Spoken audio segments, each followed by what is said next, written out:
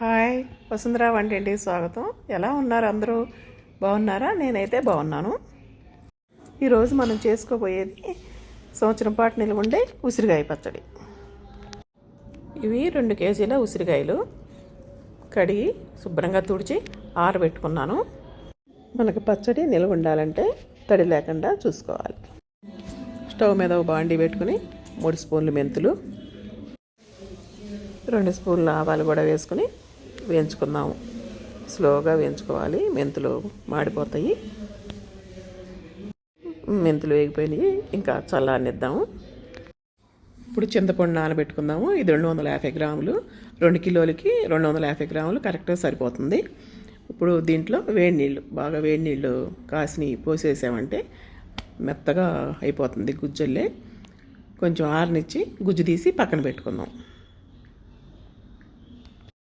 Stove మీద బాండీ పెట్టుకుని 1 కిలో ఆయిల్ వేసుకున్నాను. 2 కిలోలు ఉసిరికాయలకి కిలో ఆయిల్ పడుతుంది. నూనెని ఎక్కువ కాగనివ్వకూడదు.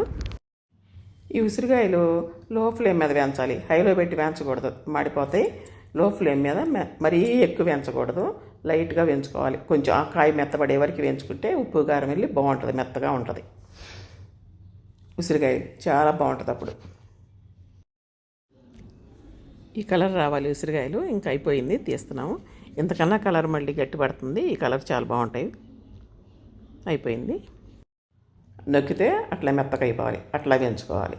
ఉసిరికాయ అట్లా మెత్తపడాలి, చేతితో పట్టుకుంటే అట్లా విచ్చిపోవాలి. ఇదే ఆయిల్లో మన దగ్గర మిగిలినవి కదా, ఉసిరికాయలు కూడా వేసుకుందాము. ఈ కాయలు కూడా వేగిపోయినాయి, ఇంక తీసేసుకుంటున్నాను. అదే ఆయిల్లో తాలింపు కాల్చుకుందాము. ఒక 100 గ్రాముల వెల్లుల్లిపాయలు, కొంచెం మినపప్పు, ఆవాలు, శనగపప్పు, ఒక 20 ఎండుమిర్చి, కొంచెం ఇంగువ వేసుకొని తాలింపు కాల్చుకోవాలి. కొంచెం కరివేపాకు వేసి తాలింపు తిప్పుకుంటూ మాడకుండా పప్పులు చక్కగా వేగేటట్టు చేసుకోవాలి. వెల్లుల్లిపాయలు ఎప్పుడు కూడా ఆ రంగు రావాలి. ఆ రంగు వస్తే మంచి వాసనతో బాగుంటుంది పచ్చడి, కానీ ఏ తాలింపు అయినా. తాలింపు రెడీ అయిపోయింది. పప్పులన్నీ చక్కగా కాలిపోయినాయి, కాలాలి అట్లా. ఇప్పుడు తాలింపు కాలిపోయింది కదా, ఇప్పుడు మనం చింతపండు ఇందా తీసుకుని చింతపండు గుజ్జుని వేసేసి తిప్పుకుందాము. దీన్ని ఒక 5-6 నిమిషాలు తాలింపులో ఉడకనివ్వాలి.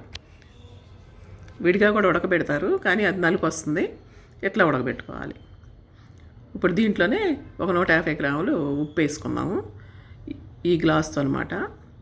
ఈ గ్లాసుతో గ్లాసున్నర, లేకపోతే 150 గ్రాములు. కొంచెం పసుపు కూడా వేసుకుని తాలింపుని ఉడకనిద్దాం. చింతపండు ఉడికిపోయింది. ఇప్పుడు ఉసిరికాయల్లో పోసేసి కొంచెం సేపు ఆరనిద్దాం. బాగా కలుపుకోవాలి. ఆ తాలింపు అంతా ఉసిరికాయలకి పట్టేటట్టు కలుపుకోవాలి. చల్లారిపోయింది. ఇప్పుడు ఒక 2 గ్లాసులు, ఇందాక చూపించిన గ్లాసుతో 2 గ్లాసులు కారం వేస్తున్నాను. గ్లాసున్నర ఉప్పు వేసాము, 2 గ్లాసులు కారం. మిక్సీలో వేసుకున్నాం కదా ఆ మెంతిపిండి. ఈ కారం వచ్చేసి 130 గ్రాములు, ఉప్పు వచ్చేసి 125 గ్రాములు వేసాం కదా, ఇంకో కొంచెం పడుతుంది ఉప్పు.